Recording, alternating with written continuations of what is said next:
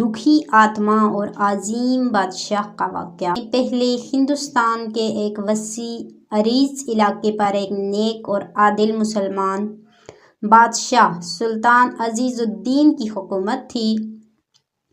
وہ اللہ تعالیٰ کا شکر گزار اور انصاف پسند تھا۔ اس کی سلطنت میں ہر طرف عدل و انصاف کا بول و بالا تھا۔ رعایا خوشحال تھی، مگر ایک قصبہ ایسا بھی تھا جہاں خوف اور دہشت کا سایہ تھا۔ یہ قصبہ دم قصور کہلاتا تھا، جہاں ایک اسیب کا بسیرا تھا۔ لوگوں کا کہنا تھا کہ جو بھی رات کے وقت دم قصور کے کھنڈرات کے قریب جاتا وہ کبھی واپس نہیں آتا تھا۔ کچھ بوڑھے لوگوں کے مطابق یہ اسیب ایک قدیم ظالم جادوگر کی روح تھی جو صدیوں سے لوگوں کو نقصان پہنچا رہی تھی۔ ہر نئے چاند کی رات وہ کسی نہ کسی کو اپنی بلا چڑھا دیتا۔ لوگ خوفزدہ ہو کر سلطان عزیز الدین کے دربار میں پہنچے اور فریاد کی کہ وہ انہیں اس اسیب سے نجات دلائیں۔ سلطان نے اپنی بہادر سپاہیوں کو وہاں بھیجا، مگر جو بھی اس قصبے کے قریب گیا وہ یا تو واپس نہ آیا یا پھر پاگل ہو چکا تھا۔ یہ خبر جلد ہی سلطان کی سلطنت میں پھیل گئی۔ ہر کوئی اس خوفناک اسیب سے کانپنے لگا، مگر سلطان نے ہمت نہ ہاری اور فیصلہ کیا کہ وہ خود اس راز کو کھوجے گا۔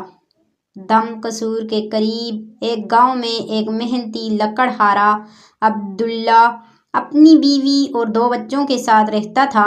وہ نہایت ایماندار، صابر اور اللہ کا سچا بندہ تھا۔ اس کا رزق جنگل سے لکڑیاں کاٹ کر آتا تھا۔ عبداللہ ہمیشہ حسبی اللہ و نعم الوکیل پڑھ کر اپنا کام شروع کرتا اور ہر حال میں اللہ پر بھروسہ رکھتا۔ ایک دن عبداللہ جنگل میں کام کر رہا تھا کہ اسے کسی کی کراہنے کی آواز آئی۔ اس نے دیکھا کہ ایک مسافر زخموں سے چور پڑا ہے جو دم قصور کے قریب سے زخمی حالت میں نکلا تھا۔ عبداللہ نے اسے پانی پلایا اور پوچھا کہ کیا ہوا؟ مسافر نے کانپتی ہوئی آواز میں کہا، مجھے بچا لو، وہ اسیب وہ بہت خطرناک ہے۔ یہ کہہ کر اس نے آخری سانس لی۔ یہ سنتے ہی عبداللہ کے رونگٹے کھڑے ہو گئے، مگر اس نے اللہ پر بھروسہ کیا اور نیت کر لی کہ وہ حقیقت جاننے کے لیے رات کو دم قصور جائے گا۔ جیسے ہی وہ وہاں پہنچا، اچانک آسمان پر بجلی کڑکی اور ایک بھیانک ہنسی گونجی۔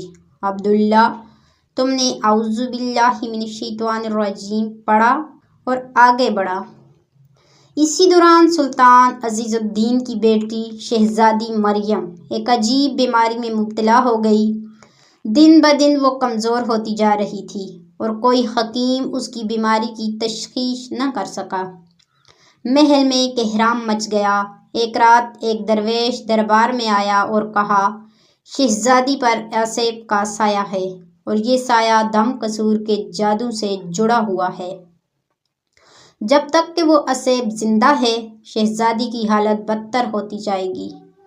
یہ سن کر سلطان نے اعلان کیا کہ جو کوئی بھی اس اسیب کو ختم کرے گا اسے بڑا انعام دیا جائے گا، مگر کوئی بھی اتنی ہمت نہ کر سکا۔ وہ اس منحوس جگہ کا رخ کرتا۔ دوسری طرف عبداللہ دم قصور کے کھنڈرات میں پہنچ چکا تھا۔ جیسے ہی اس نے اندر جانے کی کوشش کی وہ ایک طلسمی دیوار سے ٹکرا گیا۔ اچانک ایک آواز گونجی، جو بھی یہاں آیا اس کی موت یقینی ہے۔ مگر عبداللہ نے ہمت نہ ہاری اور بسم اللہ الرحمن الرحیم پڑھ کر دیوار کی طرف بڑھا۔ وہ جیسے ہی اندر پہنچا اس کے سامنے ایک بھیانک منظر تھا۔ ایک دیو قامت اسیب ایک جادوئی تخت پر بیٹھا ہوا تھا اور چاروں طرف انسانی ہڈیاں بکھری ہوئی تھیں۔ عبداللہ نے اللہ پر بھروسہ کرتے ہوئے کہا، اللہ کی قدرت کے آگے تیرا جادو کچھ نہیں، میں تجھے ختم کرنے آیا ہوں۔ اسیب قہقہہ لگا کر ہنسا اور بولا، اگر تو مجھے شکست دے تو میں ہمیشہ کے لیے ختم ہو جاؤں گا، لیکن اگر تو ناکام ہوا تو تیری جان چلے جائے گی۔ عبداللہ نے کلمہ پڑھ کر کلہاڑی سے حملہ کیا، مگر اسیب تحلیل ہو کر پیچھے ظاہر ہوا اور اسے زمین پر گرا دیا۔ عبداللہ زخمی ہو چکا تھا، مگر اس نے ہمت نہ ہاری۔ اچانک اسے یاد آیا کہ درویش نے کہا تھا، اسیب کا دل اس کے سائے میں چھپا ہے۔ اس نے جلدی سے حسبی اللہ و نعم الوکیل پڑھ کر خنجر نکالا اور اسیب کے سائے پر دے مارا۔ جیسے ہی خنجر سائے سے ٹکرایا، اسیب کی بھیانک چیخیں گونجنے لگی۔ اس کا وجود آہستہ آہستہ تحلیل ہونے لگا اور چند لمحوں میں وہ دھوئیں میں بدل کر ختم ہو گیا۔ اسی وقت محل میں شہزادی مریم کی آنکھ کھل گئی اور وہ صحت مند ہو گئی۔ سلطان عزیز الدین نے عبداللہ کو دربار میں بلایا اور اسے انعام و اکرام سے نوازا۔ عبداللہ نے کہا، میری سب سے بڑی کامیابی یہ ہے کہ اللہ نے مجھے سچائی اور بھروسے کی طاقت دی۔ یوں عبداللہ کے ایمان اور بہادری نے نہ صرف ایک اسیب سے نجات دلائی، بلکہ پوری سلطنت کو اللہ کے بھروسے اور دعا کی طاقت کا سبق دیا۔ اگر ہمارا ایمان مضبوط ہو اور ہم اللہ پاک پر بھروسہ رکھیں تو کوئی بھی آزمائش ہمیں شکست نہیں دے سکتی۔